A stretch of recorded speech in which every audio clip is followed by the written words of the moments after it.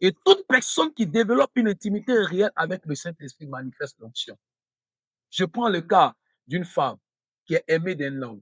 Lorsque les deux partent au mariage, il y a ce qu'on appelle la nuit de noces. Toutefois que l'homme va avec sa femme, le but n'est pas d'avoir un enfant, mais le but, c'est de prendre plaisir l'un à l'autre. Mais ce qui peut découler du plaisir que la femme obtient de l'homme et l'homme obtient de sa femme, c'est l'enfant, le résultat.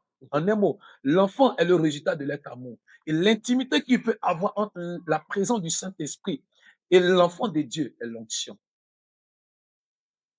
Alors, toute personne qui développe une bonne relation avec le Saint-Esprit découle de la puissance de Dieu, de l'onction de Dieu qui nous fait de sa vie.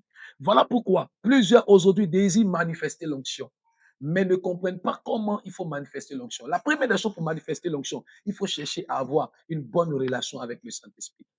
Car toute bonne relation avec le Saint-Esprit nous introduit dans la manifestation de l'onction de Dieu. On ne cherche pas à manifester l'onction pour ses propres plaisirs. Mais l'onction est le résultat de l'intimité que nous avons avec le Saint-Esprit. Alors, je veux dire à quelqu'un qui m'entend, tu recherches l'onction et tu désires avoir la puissance de Dieu sur ta vie. Tu désires vivre pleinement la puissance de Dieu par l'onction. Quand même tu es serviteur de Dieu, quand tu exerces, quand tu es en train de prêcher, tes paroles ne sont pas suivies de puissance. Tes paroles ne sont pas accompagnées d'onction. Tout simplement parce que ta relation avec le Saint-Esprit n'est pas en parfaite harmonie. Il y a un problème.